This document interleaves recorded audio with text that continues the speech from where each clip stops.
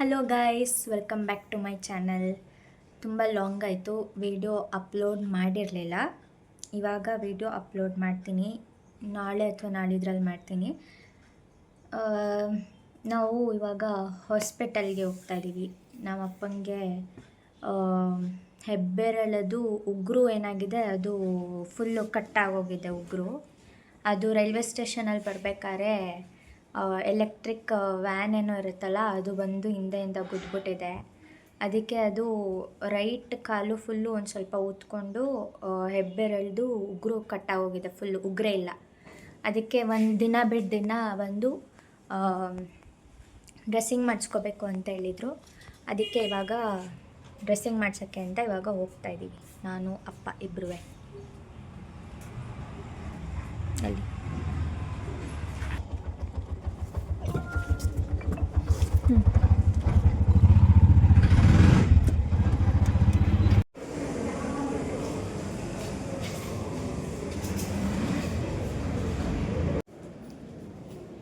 ಹಾಕೋ, ಎಲ್ಲಿ ಕೂತ್ಕೋಬೇಕು? ನಾವು ಡ್ರೆಸ್ಸಿಂಗ್ ಮಾಡ್ಸೋಕ್ಕೆ ಅಂತ ಬಂದಿದ್ದು, ಏನೋ ಒಂದು ಅರ್ಧ ಗಂಟೆಯಲ್ಲಿ ಆಗೋಗುತ್ತೆ ಅಂದ್ಕೊಂಡ್ವಿ. ನೋಡಿದ್ರೆ ಅಲ್ಲಿ 1.5 ಗಂಟೆ ವೆಯ್ಟ್ ಮಾಡಬೇಕಾಯ್ತು. ಆಮೇಲೆ ಅಪ್ಪಂಗೆ ಡ್ರೆಸ್ಸಿಂಗ್ ಮಾಡಿದ್ರು. ಡ್ರೆಸ್ಸಿಂಗ್ ಮಾಡಿಸ್ಕೊಂಡಾಯ್ತು, ಸುಮಾರು ಹೊತ್ತಾಯಿತು, ಬಂದು 1.5 hour ಆಯಿತು. ಅದೊಂದು ಬೆರಳು ಡ್ರೆಸ್ಸಿಂಗಿಗೇನೆ ತುಂಬ ಹೊತ್ತು ಟೈಮ್ ಆಯಿತು. ಅಂದರೆ ಸುಮ್ಮನೆ ಕೂರಿಸಿದ್ರು ನಮ್ಮನ್ನ. ಡ್ರೆಸ್ಸಿಂಗ್ 5 ನಿಮಿಷದಲ್ಲೇ ಆಗೋಯ್ತು, ಬಟ್ ಟೈಮ್ ಮಾತ್ರ ತುಂಬ ಜಾಸ್ತಿ ಆಯಿತು. ಈಗ ಬುಕ್ ಮಾಡಿದ್ದೀವಿ, ಈಗ ಮನೆಗೆ ಹೋಗ್ಬೇಕು. ಇವಾಗ ಡ್ರೆಸ್ಸಿಂಗ್ ಆಯಿತು. ಯಾವುದೋ ಒಂದು ಪಪ್ಪಿನ ಒಳಗೆ ಬಿಟ್ಬಿಟ್ಟೋಗಿದ್ದಾರೆ ಕಾರಲ್ಲಿ.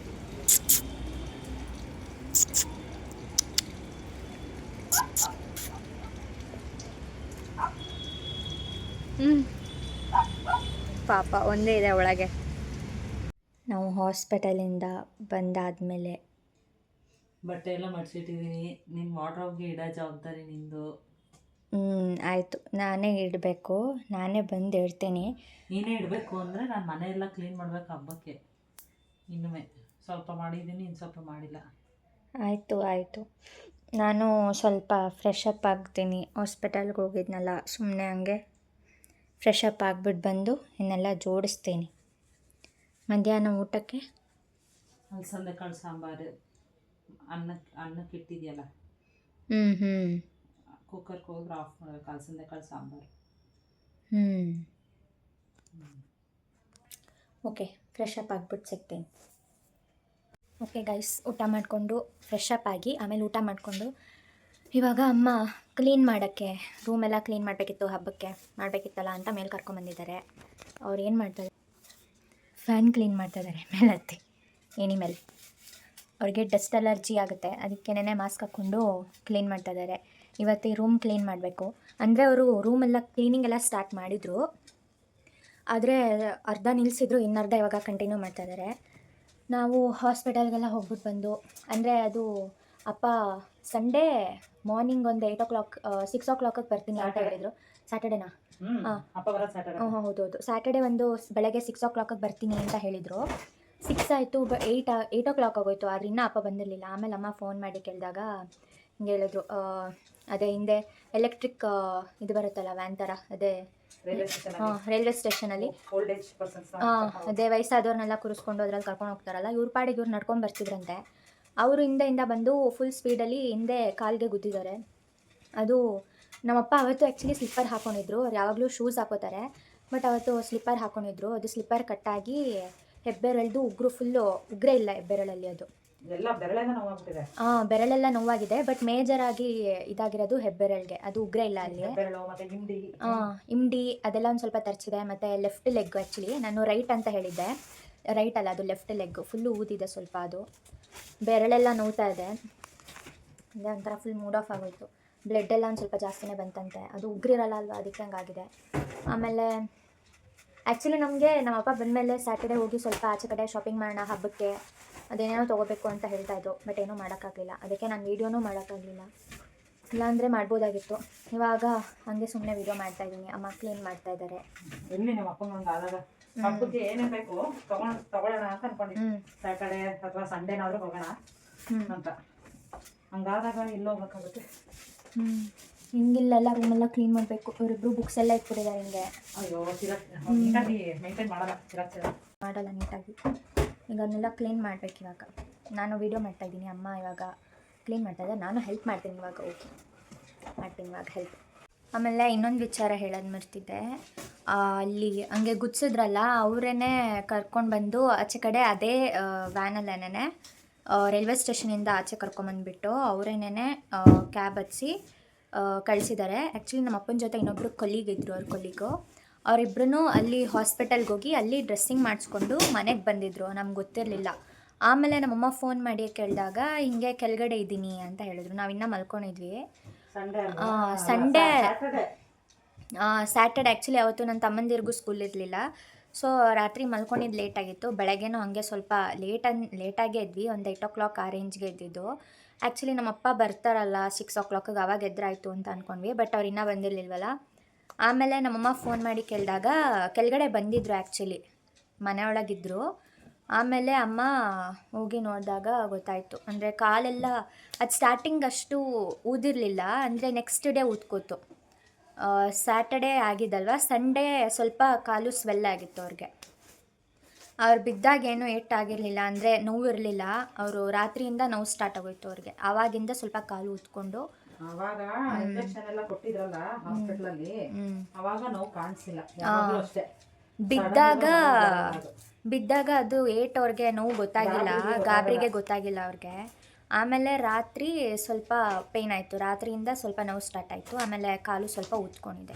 ಅವ್ರು ಬಂದು ಇಂಡಿಗೆ ಅಂತ ಹೊಡೆದಿದ್ದು, ಅದಕ್ಕೇ ಅಲ್ಲಿ ಸ್ವಲ್ಪ ಕಾಲು ಸ್ವೆಲ್ ಆಗಿದೆ.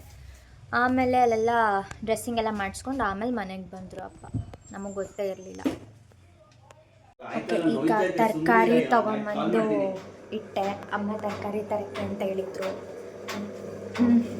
ಅಮ್ಮ ನಿಂದ ಹೇಳಿದ್ದಲ್ಲ ತರಕಾರಿ ತಂದ್ಯಾ? What next? ತರಕಾರಿನೆಲ್ಲ ಫ್ರಿಡ್ಜಿಗೆ ಜೋಡಿಸು. ಆಮೇಲೆ ನಾನು ದೋಸೆಗೆ ಹೋಗ್ತಾ ಇದ್ದೀನಿ. ನಾಳೆ ದೋಸೆ ಮಾಡೋಣ ತಿಂಡಿ. ಸೌದಿದೆ ಆಫ್. ಆಯಿತು, ಎತ್ತಾಕಬೇಕು. ಮತ್ತು ತಿಂಡಿ ಏನು ಮಾಡೋದು ಅಂತ ಕೇಳ್ಕೊಂಡು ಹೋಗು ಅಪ್ಪನ. ಏನು ತಿಂಡಿ ಮಾಡೋದು ಅಂತ ನೀನೇ ಕೇಳೋಗು. ನೀನೇ ಕೇಳು. ಹೋಗಮ್ಮ, ಕೇಳ್ಕೊಂಡು ಬಾ. ಯಾವಾಗಲೂ ನನ್ನೇ ಕೇಳಿಸ್ತಾರಮ್ಮ. ಹೋಗಮ್ಮ. ಈಗ ಏನು ತಿಂಡಿ ಮಾಡಲಿ ಕೇಳು ನೀನೆ. ಕೇಳ್ತಾ ಇಲ್ವಾ ರೀ? ಸರಿ, ಅವಳು ನಿಮ್ ಕೇಳು ಅಂದ್ಲು, ನೀವು ಅವಳು ಕೇಳಿ ಅನ್ನಿ. ಏನೋ ಮನೇಲಿ ರೈಸಾ? ಬೆಳಗ್ಗೆ ತಿಂದಿದ್ದೀರಲ್ಲ ರೈಸ್ ಐಟಮು, ಚಿತ್ರಾನ್ನ. ನಮ್ಮ ಮನೇಲಿ ನಮ್ಮದೇ ಚಾಯ್ಸ್. ಏನು ತಿಂಡಿ? ಅವಲಕ್ಕಿ ಉಪ್ಪಿಟ್ಟು ಮಾಡಲಾ? ಅವಲಕ್ಕಿ ಉಪ್ಪಿಟ್ಟು ನೀನು ಹೇಳಿದ್ದು ಅವ್ರು ಒಪ್ಪಲ್ಲ, ಅವ್ರು ಹೇಳಿದ್ದು ನೀನು ಒಪ್ಪಲ್ಲ, ನೀವಿಬ್ರು ಒಪ್ಪಿದ್ದು ನೀನು ದೊಡ್ಡ ತಮ್ಮ ಒಪ್ಪಲ್ಲ. ನಮ್ಮ ಮನೇಲಿ ನಾನು ಹೇಳಿ ತಿಂಡಿನೇ ಮಾಡೋದು. ಅದಕ್ಕೆ ನಮ್ಮಪ್ಪ ಮಾನ್ಯನ್ ಕೇಳು ಅಂತ ಹೇಳಿದ್ದು. ಅವಲಕ್ಕಿ ಬೇಡ, ಏನಾದರೂ ಮಾಡಮ್ಮ. ಇನ್ನೇನು ಮಾಡಲಿ? ಥೂ, ಏನು ಮಾಡಲಿ? ಟೊಮೆಟೊ ಬಾತು? ಟೊಮೆಟೊ ಬಾತ್ ಮಾಡಲಾ? ಸರಿ. ಎಲ್ಲಿಲ್ಲ, ಮೇಲಿದ್ದಾರೆ. ಮೇಲೆ ಓದ್ಕೊಂತ ಇದ್ದಾರೆ ಅವರು.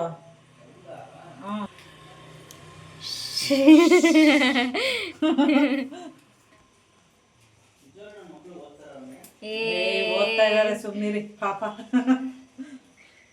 ಸರಿ ನಡಿ, ತರಕಾರಿ ಜೋಡಿಸ್ಬೇಕು. ನಾನು ಇದೆಲ್ಲ ಬರ್ತೀನಿ. ಅಮ್ಮ, 1-2 ನಿಮಿಷ ಫ್ರೀಯಾಗಿ ಕೂಡಕ್ ಬಿಡಮ್ಮ. ಇಲ್ಲ, ನನ್ಗೆ ಅಲ್ಲಿ ಕೆಲಸ ಅಲ್ಲೇ ಆಗ್ಬೇಕು.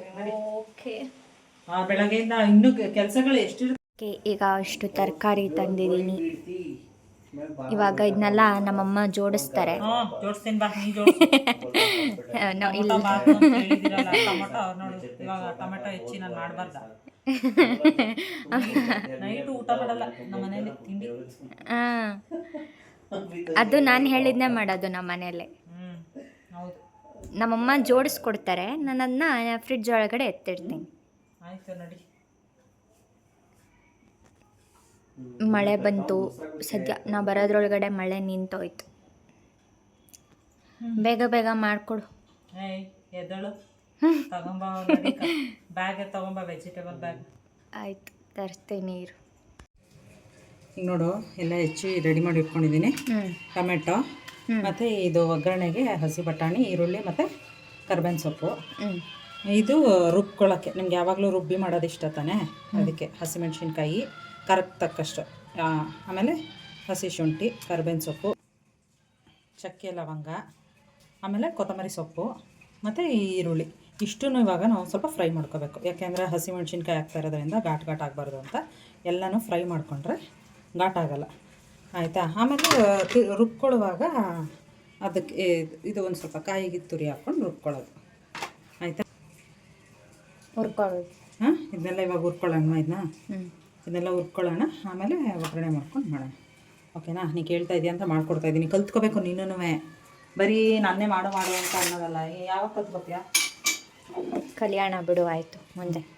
ಮುಂದೆ ಯಾವ ಮುಂದೆ? ಈಗ ನನ್ನದೊಂದು ಅಳಿಲು ಸೇವೆ. ಇದು ಅಳಿಲು ಸೇವೆ ಮಾಡು. ಮತ್ತೆ ಬಾತ್ ನೀನೇನೆ ಎಷ್ಟು ಸತಿ ನೋಡ್ಕೊಂಡಿದ್ಯಾ ಪಾಪು, ಟ್ರೈ ಮಾಡಬೇಕು ನೀನು ಮಾಡೋಕ್ಕೆ. ಈಗ ಇದೆಲ್ಲ ಹುರಿದಿಟ್ಕೊಂಡಾಗಿದೆ, ಇದಕ್ಕೆ ಸ್ವಲ್ಪ ಕಾಯಿ ತುರಿ.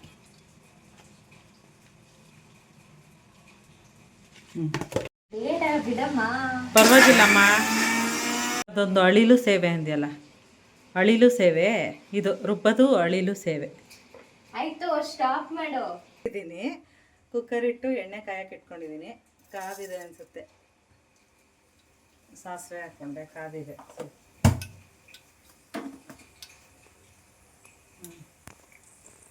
ಈಗ ಈರುಳ್ಳಿ, ಕರಿಬೇವಿನ ಸೊಪ್ಪು,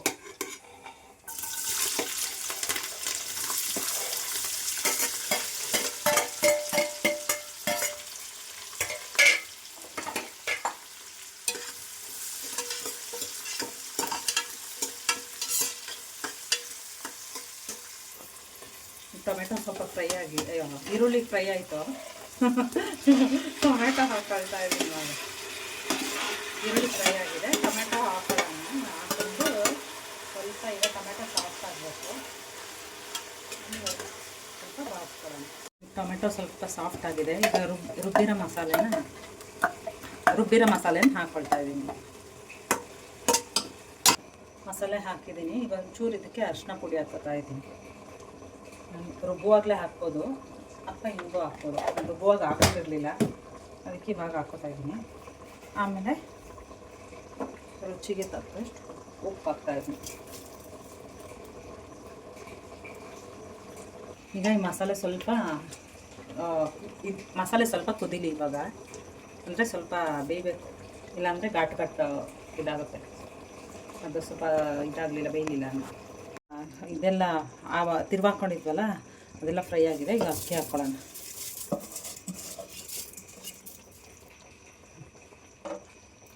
ಒಂದೆರಡು ಸತಿ ಹೀಗೆ ಮಸಾಲೆ ಜೊತೆಗೇ ಬಾಡಿಸ್ಕೋಬೇಕು, ಆಯಿತಾ. ಈಗ ಇಲ್ಲಿ ನೀರು ಬಿಸಿ ಮಾಡಿ ಇಟ್ಕೊಂಡಿದ್ದೀನಿ, ಇದನ್ನು ನೀರು ಹಾಕೋದು. ಅಂದರೆ ಒಂದು ಕಪ್ ಅಕ್ಕಿಗೆ 2 ಕಪ್ ನೀರು ಅಥವಾ 2.5, ಒಂದೊಂದು ಅಕ್ಕಿ ಜಾಸ್ತಿ ನೀರು ತಗೊಳುತ್ತೆ. ನೀರು ಹಾಕಿ ಈಗ ಕೈ ಆಡಬೇಕು. ಅಕ್ಕಿ ಎಲ್ಲ ತಳದಲ್ಲಿ ಕುತ್ಕೊಂಡ್ಬಿಟ್ಟಿರುತ್ತೆ, ಕೈ ಆಡ್ಬಿಟ್ಟು ಈಗ ಕುಕ್ಕರ್ ಕ್ಲೋಸ್ ಮಾಡಿಬಿಟ್ಟು 3 ವಿಷಲ್ ಹಾಕ್ಸಿದ್ರೆ ಟೊಮೆಟೊ ಬಾತ್ ರೆಡಿ. ಈಗ ಆಗಿದೆ, ಪ್ರೆಷರ್ ಹೋಗಿದೆ. ಇವಾಗ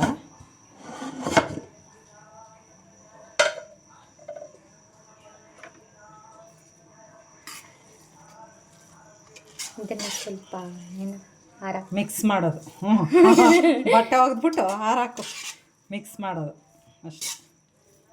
ಈಗ ಬನ್ನಿ ಎಲ್ಲರಿಗೂ ಹಾಕ್ಕೊಟ್ಬಿಡ್ತೀನಿ. ಓಕೆ, ಇವಾಗ ಟೊಮೆಟೊ ಬಾತ್ ಹಾಕ್ಕೊಂಡು ಬಂದು ತಿಂತಾಯಿದ್ದೀವಿ. ಇವಾಗ ಆಚೆ ಕಡೆ ಮಳೆ ಬರ್ತಾ ಇದೆ. ಅವರಿಬ್ಬರು ಬಂದರು ಓದ್ಕೊಂಡು. ಇವಾಗ ಈ ವಿಡಿಯೋ ಬಂದ್ಬಿಟ್ಟು ನಮ್ಮ ಅಪ್ಪನ ಲ್ಯಾಪ್ಟಾಪಲ್ಲಿ ಇತ್ತು, ನಮಗೆ ಗೊತ್ತೇ ಇರಲಿಲ್ಲ. ಇದು ನಾವು ಚಿಕ್ಕವರಿದ್ದಾಗ ಅದು ಬರ್ತ್ಡೇ ಪಾರ್ಟಿಗೆ ಹೋದಾಗ ಈ ಥರ ಡ್ಯಾನ್ಸ್ ಮಾಡಿದ್ದು. ಇವಾಗ ನೆನೆಸ್ಕೊಂಡ್ರೆ ಅಯ್ಯೋ ನಾವಾ ಈ ಥರ ಡ್ಯಾನ್ಸ್ ಮಾಡಿದ್ವಾ ಅಂತ ಇವಾಗ ನಮಗೆ ಒಂಥರ ಶೈ ಆಗುತ್ತೆ.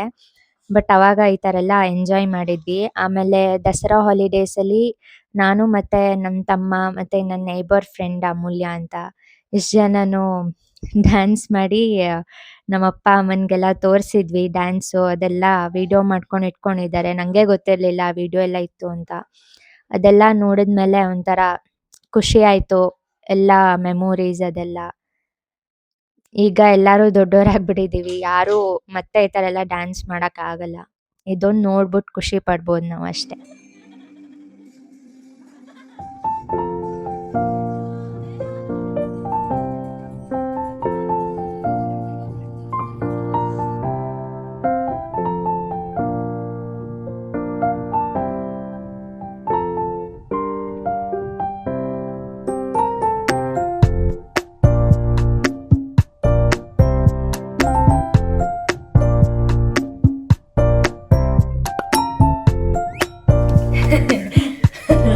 ಓಕೆ ಗೈಸ್, ನಾನು ಈ ವ್ಲಾಗ್ನ ಇಲ್ಲೇ ಎಂಡ್ ಮಾಡ್ತಾ ಇದ್ದೀನಿ. ನೆನ್ನೆ ವ್ಲಾಗ್ ಎಂಡ್ ಮಾಡೋಕ್ಕಾಗಲಿಲ್ಲ, ಯಾಕಂದರೆ ಸ್ವಲ್ಪ ಹಳೇ ವೀಡಿಯೋಸು ಮತ್ತು ಫೋಟೋಸ್ಗಳನ್ನೆಲ್ಲ ನೋಡ್ತಾ ಇದ್ವಿ.